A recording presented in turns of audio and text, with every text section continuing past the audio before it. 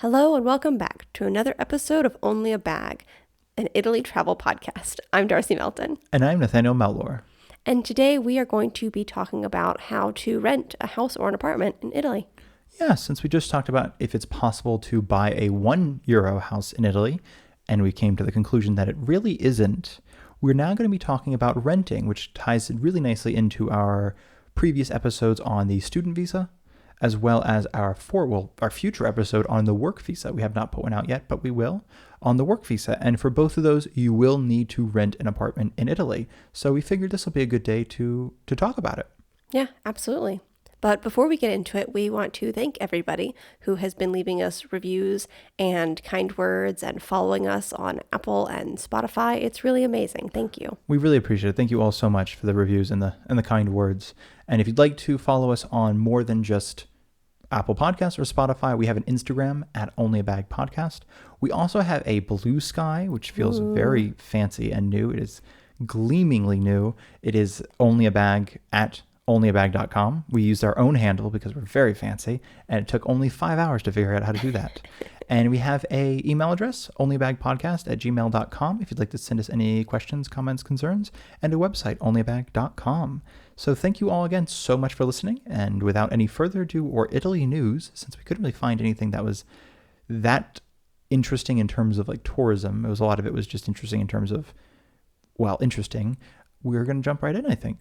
Absolutely. And because we have no further news on, if you listen to our last episode, we talked about the local news happening in our town, and we have no updates. But if you haven't listened to that episode or that hot goss, go back and listen to our last episode. Absolutely. We probably won't have any updates for another year or two, just given the fact that things here move at a snail's pace. And yes, but as soon as we do know more hot gossip about it, we'll let you know. Absolutely. So how are we going to start today's episode? I don't know. Do you want to talk about a price? Just because I feel like that's a big draw. Yeah, I mean that's Let's a big question. Price, what do things cost here? No, I think that's a great place to start. So what would, if I were looking at renting an apartment in Rome, for example, what would I be looking to spend as one person? I personally, as Darcy, feel like it would be around $1,200. That's fair, I think. I think you can get cheaper than that because we just saw some that were more transitory apartments in the sense of. I think you can get cheaper than that, but I think $1,200 for me is a good place. It is a good average to think about. And does that include utilities, or is that like not including utilities? I would say no. Okay. But you can certainly, I think, find something for less than that, and that could be, like $800 plus utilities would come to around the same. But I feel like that is less likely. There are just fewer that are available for around $800, and they might be in slightly farther away neighborhoods, not right in the center. And so basically $1,200 is just what you would put forward as like a budget. Just have that in mind. Exactly. And if you get lower, it's lower, and that's so fortunate. And if it's not, then, I guess budget some more money. I think that's about accurate, because you and I a couple of years ago found a number of apartments for that. I mean, we were looking, for 600 to 800 range, and we found a number of apartments, but it seems like those have quickly been snapped up. And we're going to get into, when I say quickly been snapped up, even though it was a few years ago. We'll explain the rental contracts in a minute.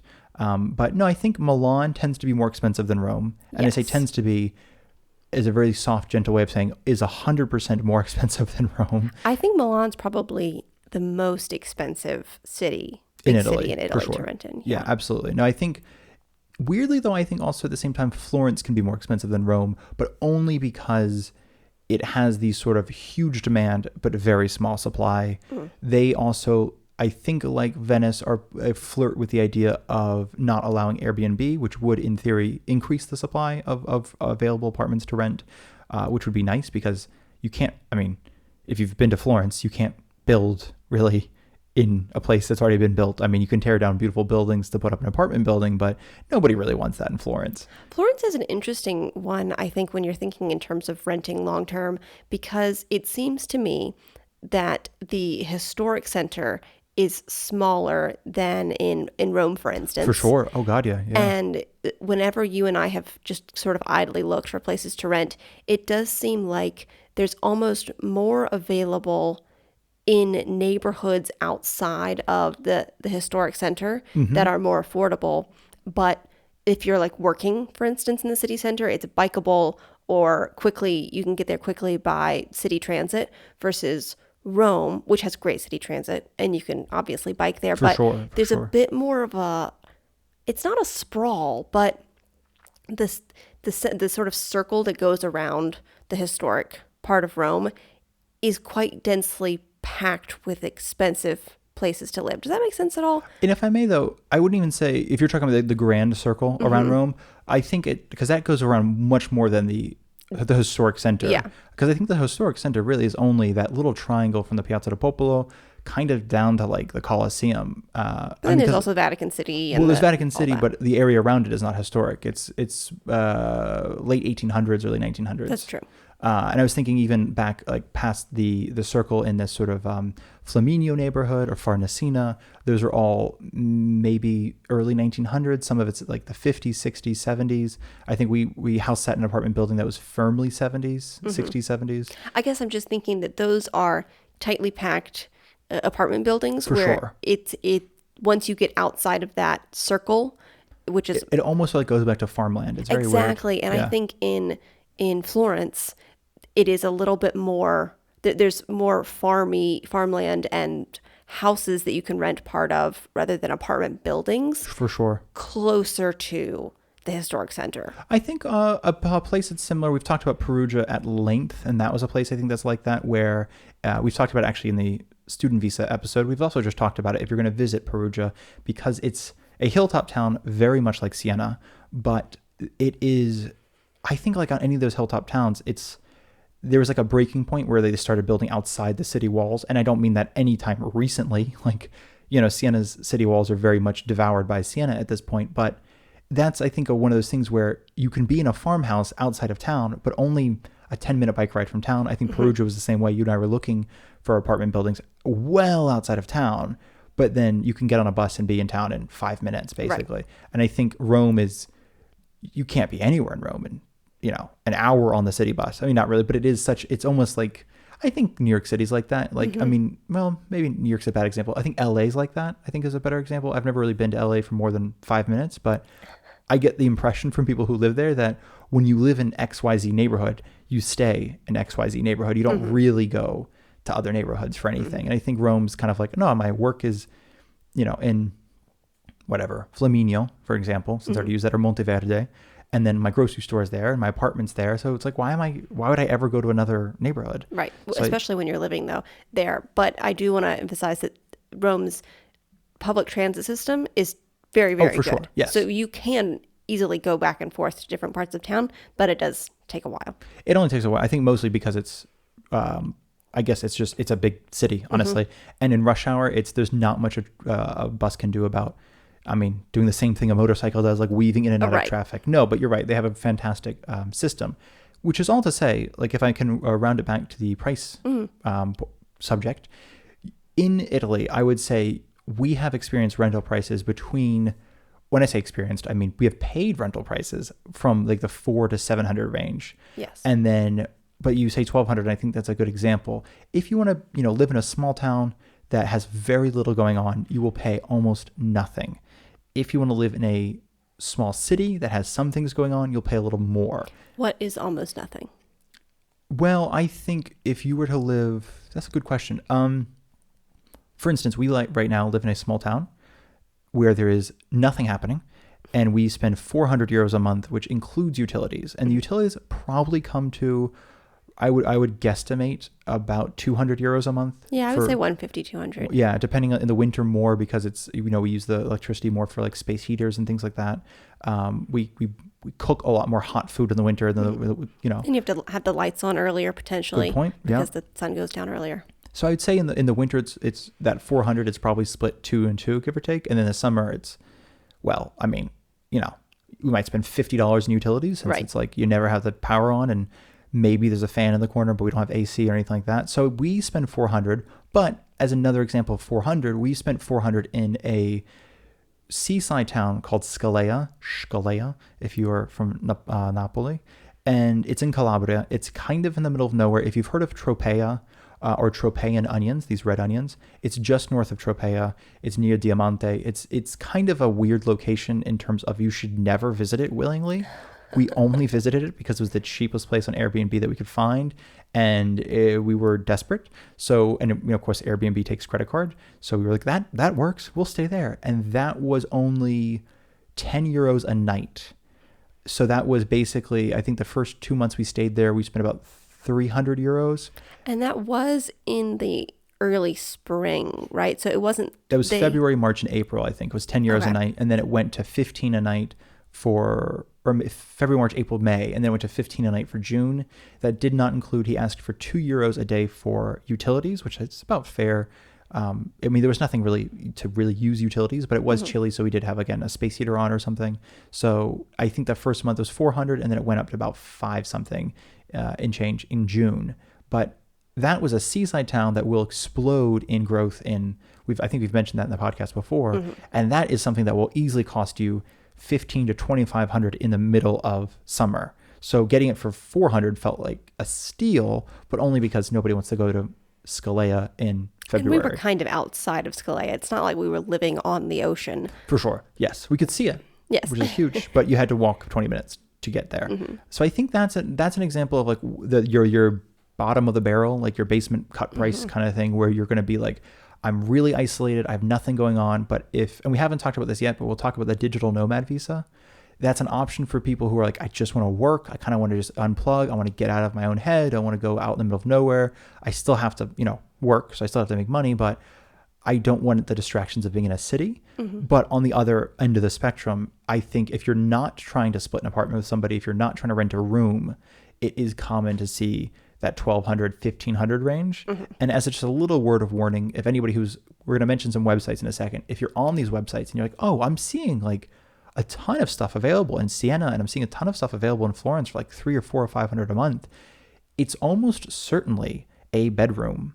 And or a weekly price. Or a weekly price. Yes, that is a big thing. And I think some of these rental websites like Idealista Immobiliari and Casa.it, that we'll mention more in a second, they don't really have a button. I think Idealista does, but Immobiliari doesn't have a way of sorting this is a winter only price from this is a monthly price for a year-long contract. It also doesn't have, it'll say like it's 300 euros a month or 500 euros a month for a 4-bedroom. And you're like, oh my God, a 4-bedroom. And then you realize, oh, for a bedroom in a 4-bedroom. And obviously one of the ways to know that is when you go through the photos and it looks really furnished, it's because, oh, it is. So, and usually people will put in the description, they will explain if it's a weekly price or if it's a bedroom in an apartment. So just watch out for that. Yeah. So that's just, if you've listened to the student visa podcast episode, if you're excited about the work visa or the digital nomad visa, if you want to come to Italy and reclaim citizenship and you just need a place to rent, this is sort of something to keep in mind in terms of what it would cost, and have that in that 1,200, I think, is a good number, which is, I mean, a lot cheaper than places in the States typically. Absolutely. I think, at least. For big cities in the States. Oh, for sure. Yeah. I think this is a big city to big city price. Yeah. Where if we're talking about smaller towns, it's probably you're going to be spending 400, 500, 600 for a nice place. There's, in fact, there's an apartment here in town that the homeowner was only charging $250 for, but it has no view. It's in the top of the town, so it's hard to get to, and it's quite small. But things like that do exist if that's something that you need. Well, I think too, and even when we first got here, again, this is 10 years ago in 2015, it was not uncommon for rental prices to be in the 100 to 150 euro range. And then obviously you're paying utilities on top of that. But there were times where I think I was paying 200 when I first got here, and people were like, 200? Oh my God, you're getting robbed. And I'm like, for 200, I'm getting robbed? So I don't know, I think people's experiences have changed it. And I will say that Milan, just as a heads up, we have looked at rental prices in Milan, and I wouldn't say it's New York City prices, but it's not far from New York City prices. That is a very expensive city just in terms of living. So if you're thinking about school in Milan, or if you're thinking about digital nomad in Milan, you need money in Milan. Yes. So I think the next thing to talk about before we get any farther in this conversation is the codice fiscale. Sure. And essentially what that is, we've talked about this before a few times, I think. It's a fiscal code is all it means. And you pretty much need the codice fiscale to do anything in Italy. We've talked about it before, actually, in relation to the getting a phone number. Sometimes, like if you're visiting for a month, let's just say, and you want a local phone number because whatever, it's a lot cheaper and a lot easier to use. Or if you need Wi-Fi. If you're renting and your apartment does not come with Wi-Fi, you can get a codice fiscale and then a SIM card and a phone plan, and that can be your Wi-Fi. Exactly. And actually at the phone place, they will give you, it's hard to know. It doesn't look like it's a codice fiscale itself. It looks like it's kind of a stand-in for codice fiscale. It's something only phone companies can give you. Some people say that is a codice fiscale. It seems a little bit confusing because we've just had a codice fiscale when we got our phone plan. But the point is you kind of need one for anything you're going to do in Italy. The good thing is anyone can get one. You don't need to be Italian. So if you are American or British, Australian, Canadian, and you're listening to this, it seems as if, because and you're coming into the country, you pretty much need one. You and I were lucky enough to get one when we were here because we didn't need one for anything prior to getting here. But that's because we didn't need a visa.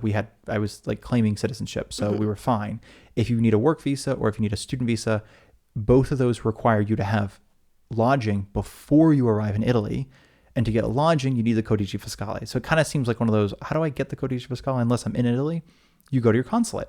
And I believe you can do this remotely. I don't think you actually physically need to go to the consulate. I think you can send in all your documents, which includes a passport, the reason for needing codice fiscale, a few other things. I think it's free as well. I don't believe they charge anything. And then you get a little plastic card in the mail that is your codice fiscale. It is not like a social security number, to be very clear. Right. It is, I don't even know how you describe it, almost like closer to like a driver's license number, I would get. Because sometimes, like applications will ask for your driver's license number. Yeah, maybe. If you're American. I don't know what other countries would have, but it's not, I say it's not social security number because that's quite private. You're supposed to be like, only give that to credit card companies and like, your parents. Right. But the codice fiscale is like everybody asks for that. That's just a way of kind of tracking your. And there is a way of not generating your own, but there's a system for how it works. Basically, it combines your name and I think your birth date and some other number. So you can, if you know someone's name and their birth date, you can guess their code, and it's not as highly guarded as a social security number. Exactly. It's a super common thing. So that being said, if people start asking for your codice fiscale, it is not like people asking for a social security number. Right. There's nothing they can do with it. They can't steal your identity with it. It's just a number. So that's just kind of something to keep in mind. But you will need the codice fiscale to rent in Italy. That is just, unfortunately, the first hurdle to renting in Italy. And there are many more. And we're going to get into them right now. Okay. What's next? Let's talk about how someone finds a place to rent. Perfect. There are many ways. There are so many ways. Some are great. Some are terrible. Okay. I think the basic thing is if you want to, right now, because Nathaniel and I do it all the time, just for fun, is to look at example places to rent on 3 different websites we usually use, right? Yeah. It's like to be fair, these are, to be clear, these are not like 3 hidden websites. These are these are the websites. Yes. The Zillows of Italy. Yes. So there's, in English, you'd say idealista.it and then immobiliare, right? Yeah, it's like immobiliare. Yes. .it. I think if you actually just Google or just search at your search engine of choice, renting in Italy, those 2 will come up. And then casa.it, casa.it. Yeah. All of those are, like Nathaniel said, the Zillows of Italy, essentially. There's a massive, and there's another one that we actually just heard of called Housing Anywhere. Mm-hmm. And that's a little bit more like Airbnb, but for extended stays. Exactly. Yeah. I think this is less for week-long stay or day-long stays and more for month to multiple month-long stays. Yes. And that falls under, and we'll talk about in a second, a different contract. It's a transitory contract, which we'll get into in a second. But I think the starting place really is, as you just mentioned, those 3 websites. 1, to get an idea of prices. Yes. 2, to get an idea of what is included and what isn't. As you're going to notice, there is no real, in my opinion, and please feel free to say I'm wrong, to differ, is there's no real rule of thumb in terms of what is included with rent sometimes. Sometimes it'll say condominium fees included. Sometimes it says water included, like condominium fees and water included, because sometimes the apartment building's on like a single water bill. Mm-hmm. Sometimes it's just the rent. So it's a bit... It's case by case. I It's think case we'll by get case. into that in a minute and like how renting kind of works in Breaks terms down. of, yeah, exactly how it breaks down. But yeah, it really is a case by case And I basis, I think think. and the last thing is also it gives an idea for location. Mm-hmm. You and I tend to, especially because same thing in the States or wherever it would be. I think once we were looking at renting in Edinburgh in Scotland, and use Google Maps, the Google Street View to kind of see what it looks like in the area, Absolutely. just to get an idea of like, oh, Google made it look like this is a very green area, and then this is just a bunch of apartment buildings. Definitely, definitely do that. And if you are looking very seriously into this and you have never visited for a longer period or visited at all the city that you're looking to move to, definitely look at the map on any of these sites. Basically, search houses using the map is my suggestion For instead sure. of using the list. There's a map option, and you can see sort of which neighborhoods these places are in, the proximity to your work or school, or if you're a digital nomad, the proximity to the neighborhood you want to be in, or the Yeah, downtown yeah. sort of hip area, and use Google Maps to see what that neighborhood looks like. Pick an example apartment or house, type in that address on the Google Maps so you can see what it looks like and get a vibe for that area. And because it's easy to look at a map and think, oh, that's really close to this thing. Oh, or that's really far from this thing. But when you actually use Google Maps, you can see, the walking distance That's exactly what I was and going to stuff like say. that. So Yeah. it helps you really understand the area better than just, picking a random place. Well, it helps you understand the area. It also lets you look at and I'm using Rome as an example. You can look at bus stops, metro stops. Mm-hmm. You can use the distance finder to figure out how long it would take to walk, how long it would take on public transportation, or Grocery stores in the area. grocery stores in the area. Mm-hmm. It's a hugely helpful tool, at least for the two of us, in terms of renting and figuring out where we want to be. That isn't necessarily just hoping for the best in terms of like, oh, that's a place, Right. that's a location. So that I think would be tied in with these websites, a good starting point. However, I would say when you're getting serious about renting, and again, this is like, maybe you've heard back, you got an acceptance letter for your student visa, maybe your work wants to put you in Italy, maybe you got a job, whatever it is. That's when I would start putting together a list of rental agencies that you've started coming across repeatedly. Mm-hmm. And there's a couple big ones like Gabetti and Tecnocasa and things like that that are like kind of everywhere. Mm-hmm. And they're going to keep popping up, but there's also some much smaller ones that are a little more not boutique, but like, one person runs it and they've been doing it for Yeah, like a 40 mom years. and pop sort of rental Yeah, agency. exactly. And you can kind of tell when you are going through, if you keep seeing the same names that you like, if you're like, oh, I really like their apartments, that's the point I would reach out to them. Mm-hmm. And You can see what also they have. use Google Maps and type in, Oh, for house sure. rental agency, and then find the businesses like that exist in that city. Plus they'll have reviews, which does help, I think, because Yes. you and I found a couple that has reviews and it's like, oh, I like that. I like the people. Mm-hmm. And the reason we recommend agencies is, and I think this is the biggest part of renting in Italy, is Italy, I think, is still very much connected as a word of mouth country. Mm-hmm. And I think it's just nothing happens unless there's word of mouth in Italy, which means in this case, it is so much easier to get an apartment if you know somebody, or I think you mentioned earlier, if you get hired by an Italian company, or if you get hired by an American company in Italy, ask your boss, where do I find an apartment? Mm-hmm. They might know people already. They might already be connected. They might already have the numbers for landlords. So the first thing is like, not exploiting, but using those interpersonal connections that you have, because that's so much easier than kind of cold calling. Absolutely. And it's something that Italians will tell you. Like, we know so many Italians who refuse to move to a bigger city because like, I don't know anybody there. And I'm like, yeah, how do you think like New York City works? People don't know there. You go there. But it seems like here in Italy, I mean, it's very much like you only go to a place you know people. And if you don't know people, you won't move there, which seems quite limiting, I guess. Right, Now that I'm saying absolutely. that out loud. But it is something to keep in mind in terms of renting, especially, that if you know somebody or if you know a friend of a friend or any sort of connection at all, absolutely try to use that to your advantage, because they are going to know a lot more than you and be connected. And in addition, if you go through an agency, the real estate agent will almost certainly know more than you. Obviously, they'll know what properties are available, but they will, oh, actually, on that note, they will know what properties are available and aren't. In fact, whenever Nathaniel and I were looking for an apartment in Perugia, there were places that we saw even on that agency's website. And then we went and got an agent. She was wonderful.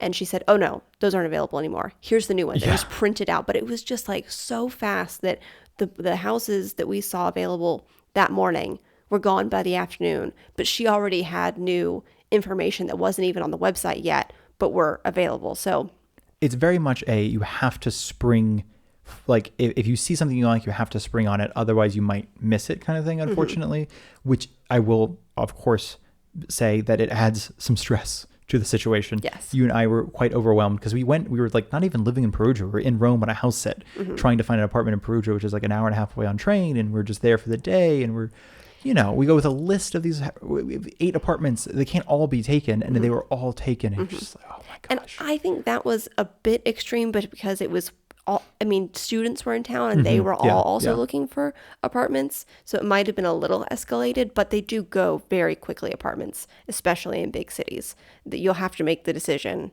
quite quickly.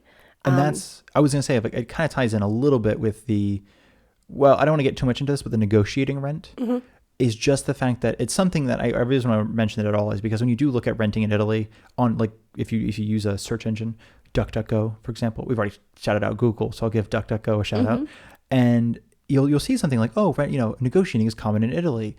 And yeah, technically, very much so. But I think not as much as the internet will have you believe.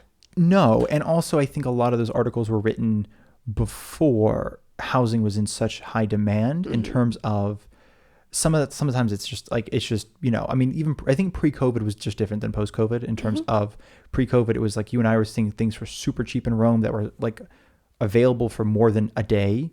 And then post-COVID, it seems like either everyone now wants to move to a city or there's just people who moved out of Rome somewhere. So there's now like opportunities there. I have no idea, but it does seem like since COVID, there have been so few apartments available in places like Rome or Florence that if you don't jump on it immediately, you're out of luck. So there's no real negotiating because if somebody's like, well, the apartment's 800 and you're like, I really want to spend 750. Like, that's fine. I have 8 people coming later today who are willing to pay 800. So it's not much you can negotiate with. And I think that's where an agent will be able to, number one, they'll be able to tell you, is it negotiable? Does it seem like a fair price? They'll tell you yes or no and negotiate on your behalf if it seems like the price is slightly elevated. Like, for instance, there's not a washer in the apartment unit, so they can say, yeah, well, I'll talk to the person and we can finagle it down, or different things like that. Like, it's unfurnished and they're asking more of a furnished price. I'll negotiate for you. We can bring it down.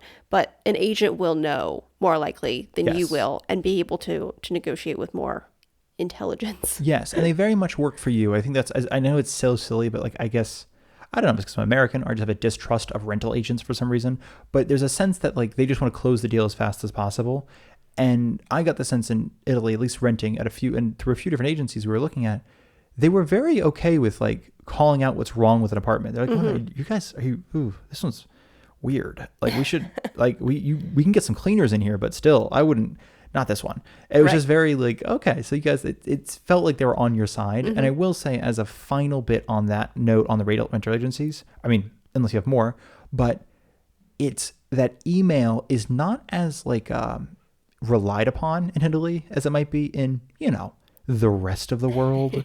So a phone call can do wonders. Oh my gosh, Italians and their phone calls. I know it's not just our generation thing. People have phone anxiety, and that is very real. Not Italians, it seems like.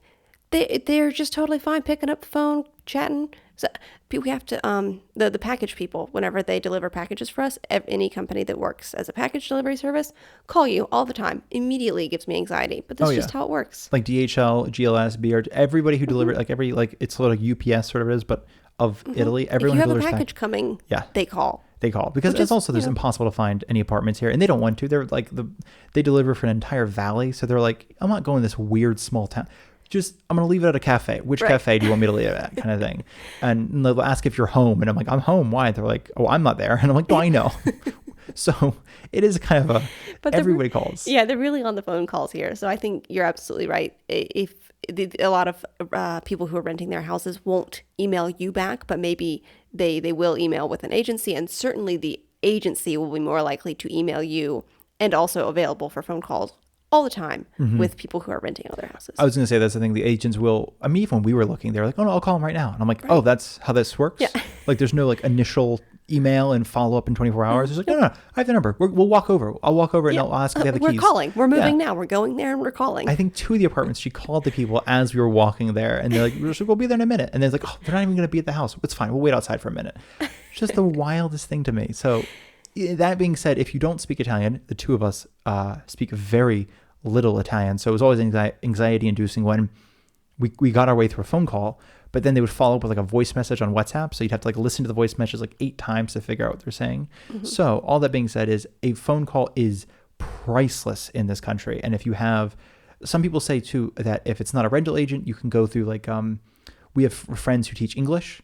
And I know that a couple of them will be asked to like, hey, I'm actually thinking about coming to Italy for a few months. Is there any way you can help me look for an apartment in that area or in that town? And they're like, yeah, just give me like, if there's anybody you need me to call, give me their number and I'll call them for you. And I'll negotiate a time for you to visit or something like that. So, and it absolutely helps if you don't speak Italian.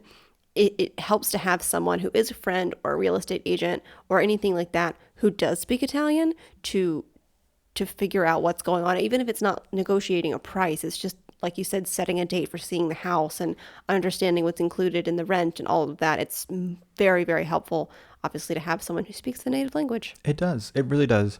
And on sort of as in this relation to this, there are other ways, I think, to rent, or not even to rent, but to find an apartment that you like. Are you thinking about like Airbnb and the housing anywhere? Yeah. I would say that's something you and I have done where you... And again, we've made our thoughts on Airbnb very clear on this podcast. Not a fan.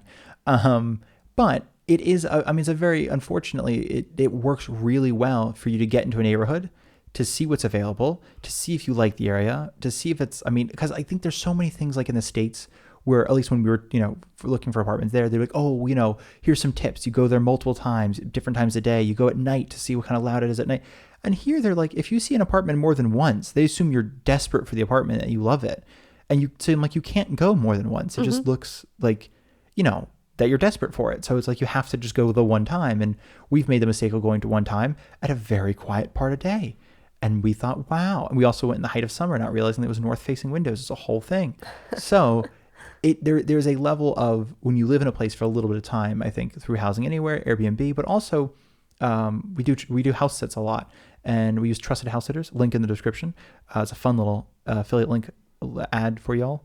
But no, we do a lot of house sits, Mind My House, Nomador, and Trusted House Sitters to figure out like when we are considering renting somewhere or even moving somewhere.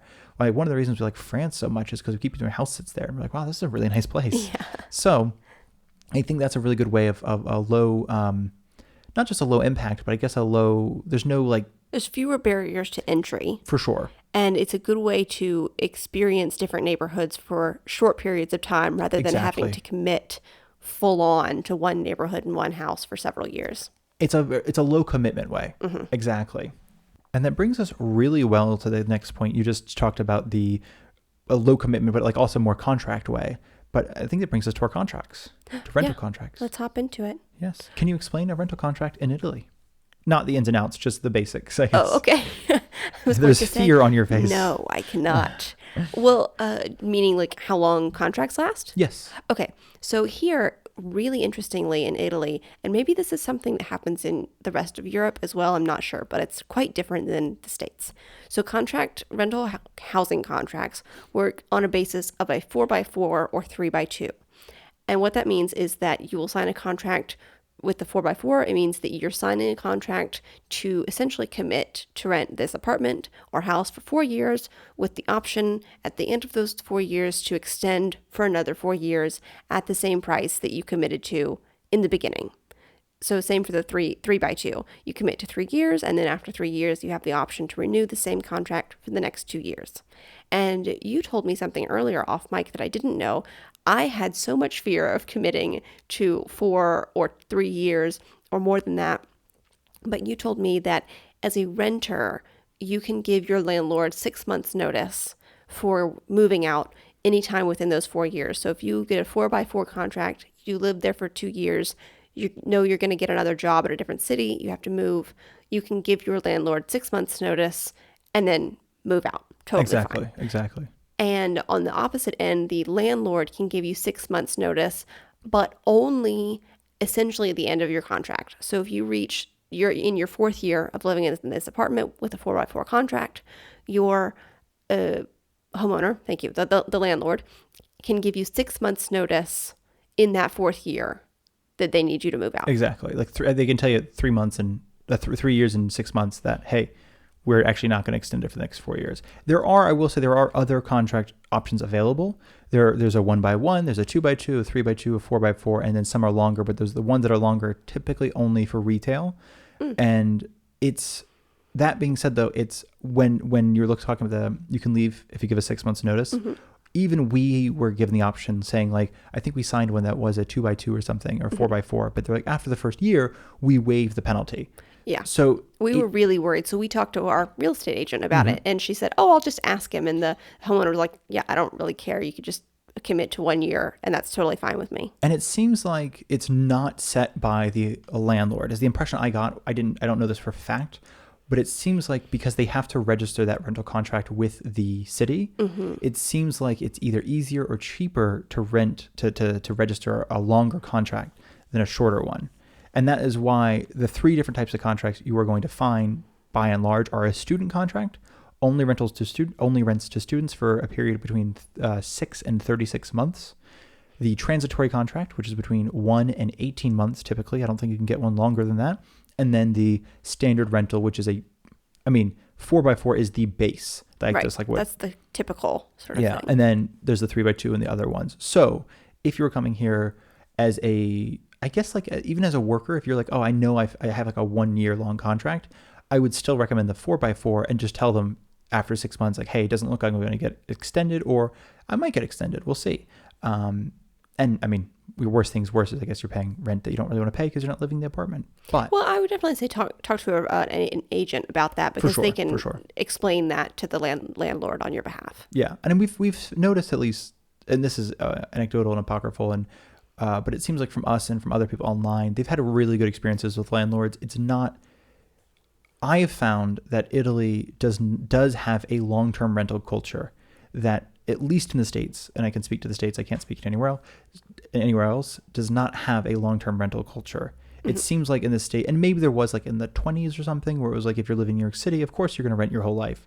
But it seems like it's like eventually you're going to buy an apartment, whether it's, in the States or in New York City or not. But it seems like even just growing up, the thing was, you're supposed to, quote unquote, rent around a town until you find an area you like and then buy a house there. I think that's still the hope, even though that maybe isn't so possible anymore in the States. That's still housing prices being wild. Right. That's still people's plan, is that one day you'll be a homeowner. Yeah. And I think here, though, it's so much more common to rent. But more than that is, we know people in our very small town who own a house in this very small town that is completely empty. And then instead, they rent a different house in this very small town.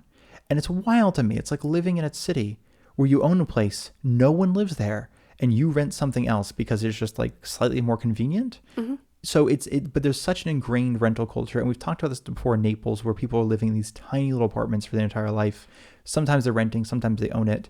And it just seems like a much more ingrained part of society. So there's less of a sense somebody might screw you over, because it's like, this is part of being Italian, is you might rent a place for 12 years in a city, or, 18 years or 16 years, whatever it is. You might, that just might be what you do. You might never buy in Rome. And part of it too is, oh my gosh, we've looked at the buy prices versus rent prices in some areas. Like, a rent price might be like $1,600 a month. And then the purchase price of an apartment in the same building might be like 1.2 million. Right. And it's like, oh my gosh, you are never making that rental. Like, it seems like people buy, but not with the intent to like rent out the apartment and make it back in like 10 years or 20 years. It's like, oh no, this is just a loss, like, or I'm living there. It's one of the two. There's never an idea of like, this will make me back my money in 25 years or something like that. So I will say I appreciate that, because it does make it a lot more affordable, but also just, it feels there's a lot more protections for a tenant in Italy than I've ever experienced in the States, but also in Georgia, because we live in Georgia, where there are like negative protections for a tenant. So here they're quite protected. Absolutely. So I think those are the basic ones. And then yes, if you're coming here though, we mentioned Housing Anywhere. That one only does transitory contracts, which is up to 18 months. That is great for if you're coming for like a, we talked about in a previous episode on the student visa, we talked about if you're coming for like a workshop or something. If you're coming just to experience a life somewhere else for a month or two, it's great because a lot of those apartments will include bills. Not all of them. They will list whether bills are included. And so they might be a little bit higher than Airbnbs, but Airbnbs sometimes won't include the bills. Like that'll be, And it just seems sketchier. well, also the Airbnbs, like sometimes they'll say like 400 for the month. And then you say like, okay, I'm going to stay there a month. And then you're like, oh, I didn't realize there's a 700 euro cleaning fee on top. Exactly. So this one is, when it says 700, it's 700 plus a security deposit. And for that, so getting into sort of requirements for renting, there are things that you have to prove in order to Correct. rent Yes. an apartment regularly, just Yes, through yeah. an agent or whatever. For Housing Anywhere, do you know if you have to prove anything like your Not income a thing, or which is really nice. Yeah. Awesome. You have, and part of it, they have a card on file, so they will charge that card. But it is, thankfully, I say thankfully because it's a lot easier to rent there on Housing Anywhere than it is, for instance, on just a regular 4x4. I will say, just as a piece of information, and this is why rental is so complicated in Italy. And I know, I think you and I are trying to make it a little more easier to understand, but if you are a student, if you are a worker, you need a contract. Very specifically, you need a contract. A lot of times in Italy, a landlord will try to get you to do it like basically under the table. It's in the black is what it's called in Italy, abusivo. Mm-hmm. And so they will try not to register a contract with the city, which means that you have no protections as a tenant. They have no protections as a landlord. There's a bit of trust there, but as somebody who's here on a student visa or a work visa, you absolutely 100% need a contract, which is like number one. And then number two is, to get a contract, you do need to show that you make money, or as a student that you have money put away. Or as a student, if you're renting, especially a student, not a student housing, but like a student apartment, you have to prove that you are a student. Yes. You have to have, of course, documents from your university or whatever. Acceptance and letter, GPA, the whole 9 yards. And if you're renting because you have a job, a work contract here, you will likely have to submit your work contract to the agency, to the landlord, to prove that you have a steady income, essentially. And where it gets complicated is like Housing Anywhere, for example, uses what is called the transitory contract, contratto transitorio, qualcosa. And that is technically, legally, you can use that for your residency visa. So when you apply to the Italian government saying, I'd like to become a student resident or a work resident, on a residency visa, in theory, you can use this contratto transitorio, this transitory contract. But in practice, it seems like quite frequently you'll get denied, and they'll say, no, you can't use a transitory contract. We'll need an actual 4x4 contract from you. Mm-hmm. So it gets a little bit like complicated. I think that then I haven't rented in the States as somebody who's an expat, so it's a little bit more difficult. But it seems here you kind of need a lot of paperwork on your side, proving intent, proving money, proving income, and then proving that the person whoever has the apartment does take some kind of, I guess there must be some sort of legal thing. Like basically almost nobody wants to use their apartment as a they don't want you to use their apartment as an address, like as a primary address. Mm-hmm. And a lot of them will say this cannot be your primary address, which means you cannot use it as a student and you can't use it as somebody else on a work visa. Mm-hmm. So it gets really complicated, I think, when it can get really complicated. Not always, but it can get really complicated. Yeah. So just to go back over what you need in order to essentially apply to rent a home the regular way. You need a codice fiscale. You need proof of your work and or student status, essentially. You need to prove, I think, so that's proof of your visa as well. For sure. And I think you have to submit your passport as a form of ID. Is there anything else? I think that's everything. Proof of income if you're not a student. Well, even as a student. As a student, okay. If you're not someone working here, I guess, because if you have a job contract, that works as proof of your income. And if I can actually jump in there really quickly, because it's something you and I have experienced. For anybody listening to this who's like, I would like to live there and in Italy, and I have money. I just don't have a way to, I don't have any provable income kind of thing in terms of a job. We have found that it's very difficult to rent in Italy.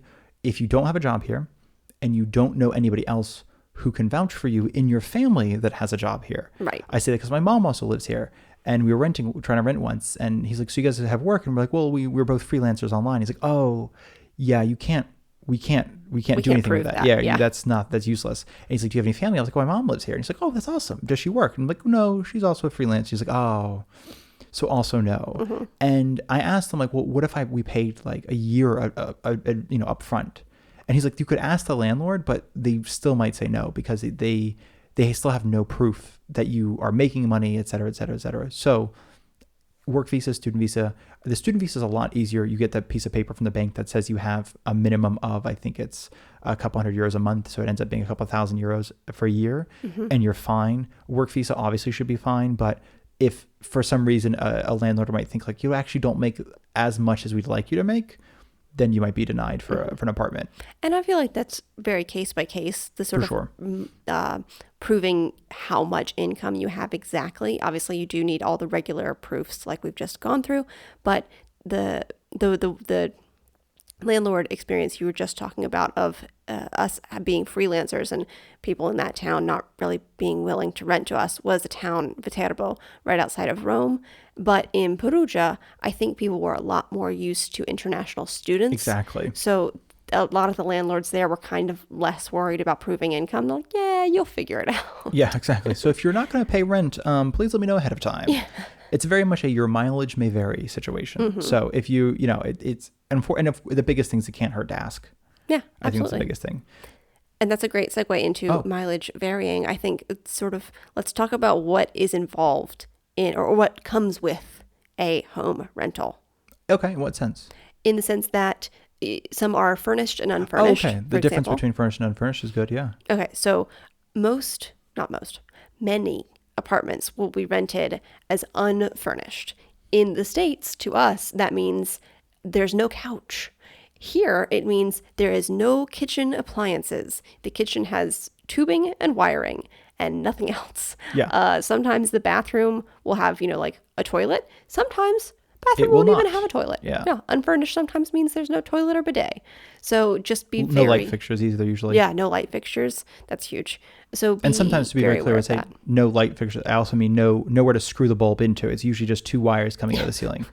Just to be very clear. That's very Italian. Yes, yes. So, and to definitely be aware, but part of it is, I think I was reading something recently, and I think I told you about this. And please, if you're listening from the Netherlands, I believe this is Norway. It was one of the Netherlands or Norway. North country is all I remember. And if you're listening from either, please let me know. But it was when you rent, you can choose to pay the previous tenant for their flooring. Yeah. Or you don't, and then they'll take their flooring with them, and then you go in and put your own flooring down. And some people, and it's one of the things, because again, we get unfurnished apartments. It makes sense. Yeah, you have to, you can technically, sometimes you can ask the previous tenant, like, can I buy your kitchen setup from you, kind of thing. And if they say no, totally valid, because they like their kitchen setup, then you are, left buying your own kitchen setup. If I also may say too, or add to that, you mentioned the furnished versus unfurnished. Sometimes you will see an apartment when it is furnished. Right. And it is hard to imagine what it looks like without a kitchen or without a bathroom. And it's a little bit, and not like the toilet, I think, and the toilet and bidet usually tend to stay. Yeah. Not always, but if something is going to stay, but the sink and the shower might not. Like sometimes there'll be places where they have a shower stall and they take out the stall. And I'm like, well, okay, you definitely have to ask. Yes, you definitely have to ask. And no, so this is all simply to say that if you like something, you can absolutely ask to see if they can include it. And while we are used to this idea of unfurnished, I thought it was wild that there are countries where you can take your flooring with you. That's wild. That feels impractical. I mean, I'm not judging. I don't really understand it, but yeah, it just seems like that's such a hassle. Like, but I mean, this person mentioned that there are people who come in and they will pack up your flooring for you, so it's not like something you're on your hands and knees and unflooring your apartment. It's just, I guess it makes sense. Like it's like you just give somebody a blank slate, and then they're like, oh, I can make this how I want to see it. So, yeah, that's a really big thing I think to keep in mind is furnished versus unfurnished. And unfortunately, though, I would say on the other side, furnished usually means furnished. Mm-hmm. So like it comes with furniture and the kitchen. Yeah. and everything. And on that note, sometimes when it comes with all of the furniture, meaning cabinets and couches and all of that, sometimes the landlord will not take back that That's exactly what I was furniture, going to say. and you also cannot throw it out. It Yes. just has to be in the house for as long as you're there. It's a weird thing where sometimes I think landlords and people have explained that like they'll still people talk about this like on Reddit and things. They'll be like, I rented a place for like 8 months and the landlord is still using part of the room as like storage. Like they had like cosmetics or they had something else. They just like they were using half of the bedroom to store stuff, and that was part of the legal agreement that there's not like a storage facility they can use, but there's an overwhelming feeling sometimes when you're renting a place. You're like, oh, either A, a previous tenant left some furniture and then the landlord has no interest in calling somebody to get it thrown away, or B, they're like, I have literally nowhere to put that furniture. So just, I guess if you don't like it, just shove it into a corner and forget it's there. Yeah. So that's just, I guess that's a good one for people who might be thinking, you and I like to put together IKEA orders to be like, oh, this is what our apartment Or will go look like. antiquing. Exactly, go antiquing. Or So pick up furniture off the side of the road. all three valid options to furnish a house. And so it's a little harder here where, we are renting a house right now currently. Thankfully, it has a lot of stuff. Not like things I would buy necessarily. But they're nice things. Yeah. And a lot also of I was wood thinking accents, which is nice. more like it has like 8 tables. And I'm like, I don't need 8 tables. I need 3. Yes. And it has a bunch of stuff in the kitchen that I would never use because Luckily, we have a spare bedroom, so we can tuck Shove it away a all in lot there. of the extra things we don't need or use in the extra bedroom. which is nice. So Yeah. that's a big one though. Yeah, furnished versus unfurnished. Yeah, absolutely. And so another one is, I don't know, maybe we should talk about how, just quickly before I forget, washing machines. So sometimes, sometimes apartments and houses will have a washing machine or a washer hookup, which is amazing. Sometimes it will be, New York City style, where you have to go down to the basement and use the group washing machines. I think we've said this a million times, but do not expect a dryer. There are no clothes dryers basically in Italy at all. Yeah, I think the only time we've ever seen clothes dryers is there are laundromats, even in big cities. Sometimes small cities will have them because we have a washing machine. It is a 4-kilo washing machine, which means you can put one top sheet or bottom sheet in there at one time. Or 5 shirts. Or 5 shirts, and then it fills up the washing machine. It's very, very, very small. It's not even a foot deep. It's like, I think 6 inches deep, maybe. And that's the washing machine. And so a lot of people like us would go to a laundromat when they need to wash like the duvet, or they need to wash rugs or something like that. Whatever you need to wash in something big, you'd go to the laundromat, and they have dryers there. However, I literally don't know of anyone who has a private dryer. Or apartment buildings have a private dryer. It's very much dry on a dry line outside. So do have that in mind whenever you're looking at apartments, and also think about what kind of sunlight you're going to be getting all year. You have to think about the wintertime too, for drying your clothes outside on a dry line, or if you need to dry them inside, if you have any like window sunlight coming in. That is a big thing to consider, because sometimes if you don't have any sunlight, if you live in a cave, your clothes are going to be on the dry rack for about a week. It's actually the place in Peru we rented. I mentioned Northern Light earlier just as a offhand, like we had Northern Light.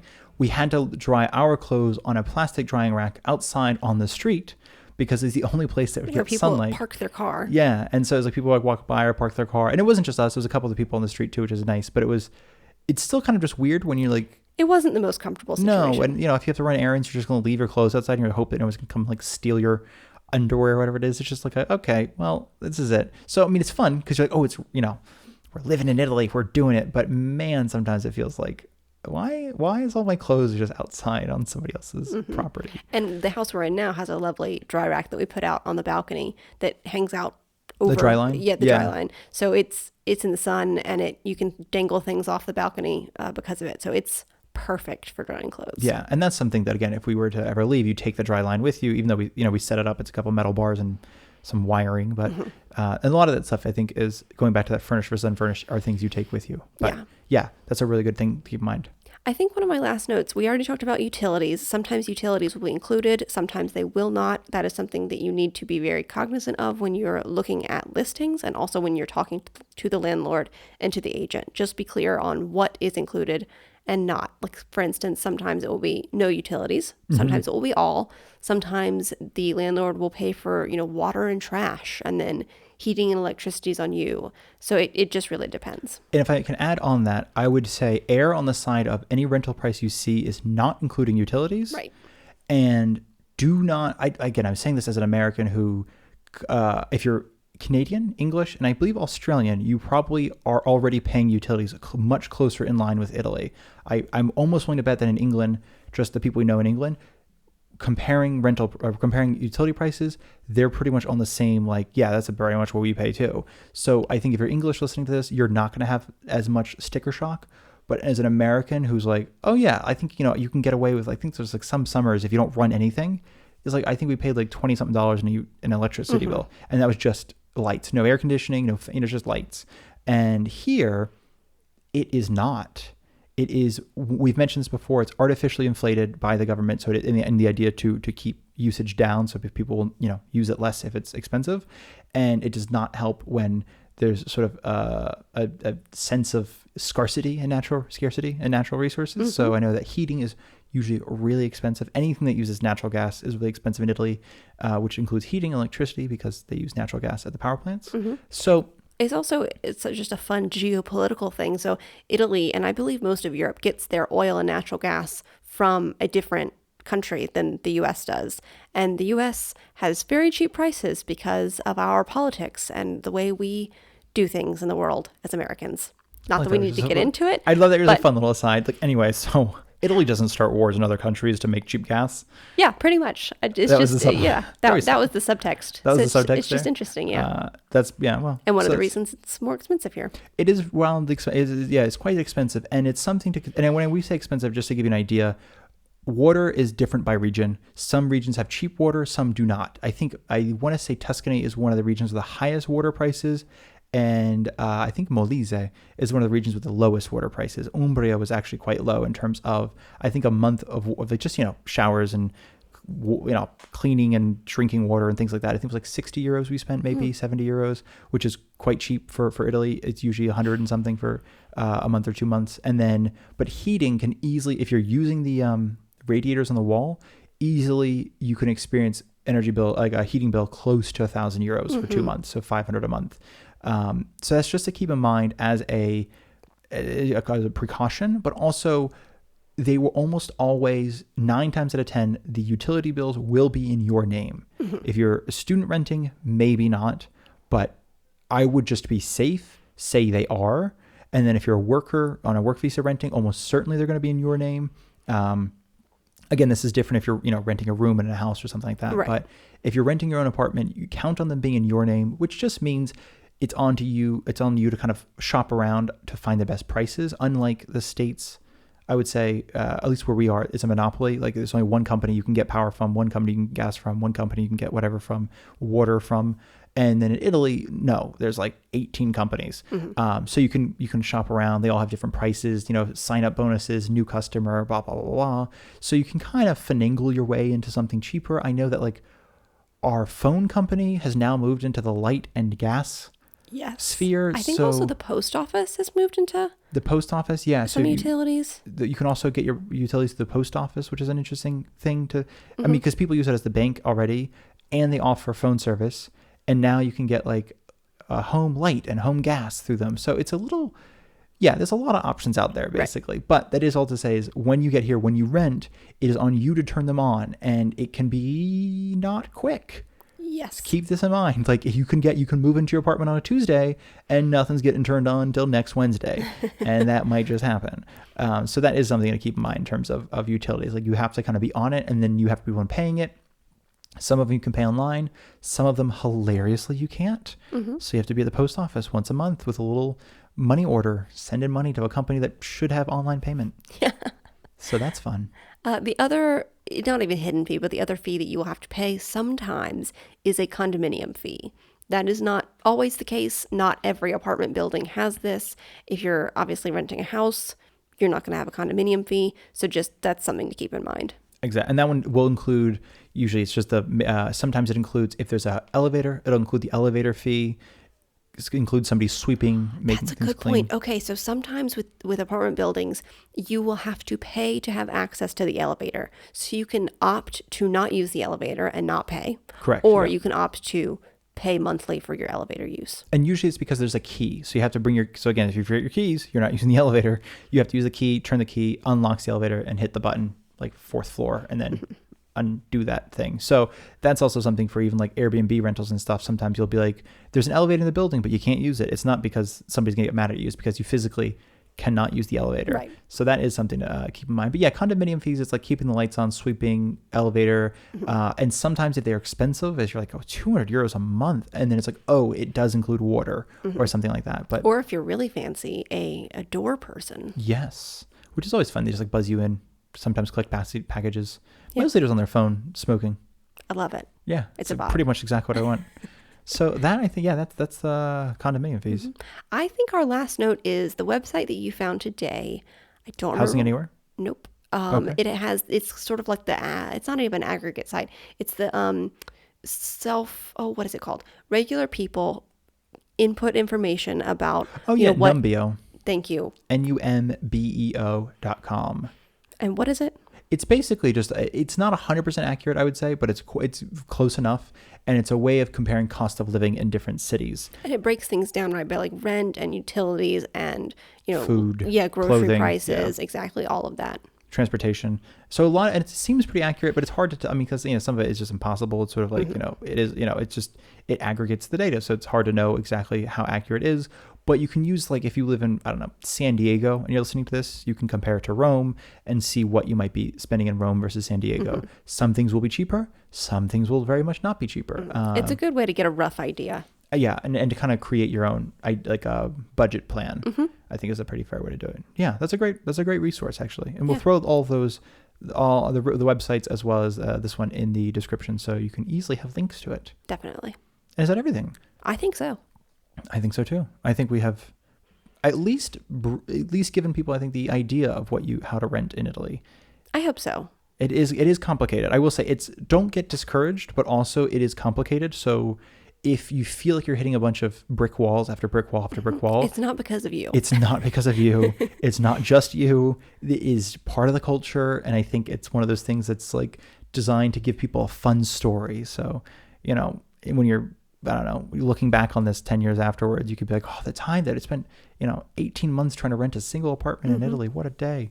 So if you're talking to your kids one day, you're like, back in my day when I lived in Italy, here's what happened. Yes, exactly. That's exactly what it's designed to do. So, but we do hope this is helpful in some way. Absolutely. And if you have any, not that we're experts, but if you have any questions on any of this, if you need further clarification, please feel free to reach out via email, onlyabag at what is it? Onlyabagpodcast at gmail.com, or comment on our Instagram or Blue Sky where we are at onlyabagpodcast. Absolutely. And if there's a lot of you asking for further information, we might do a second episode just to kind of go over some of the small things we didn't go over that are not like that important, I would say. Like the biggest things are the codice fiscale and the furnished versus unfurnished. So now that you have that information, it is going to be a lot easier, I think, to go forth and to find an apartment to rent. Yeah. Good luck. If you're doing it, you're going to do it. You can do it. We wish you all the best. Yes. And thank you all so much for listening to this podcast. We really appreciate it. And we hope to have your ears for the next one. Absolutely. And share us. Tell a friend. Tell a friend. Leave we love your friends. A review. We love your friends and we love you. And tanti abbracci. Tanti abbracci. Until next time.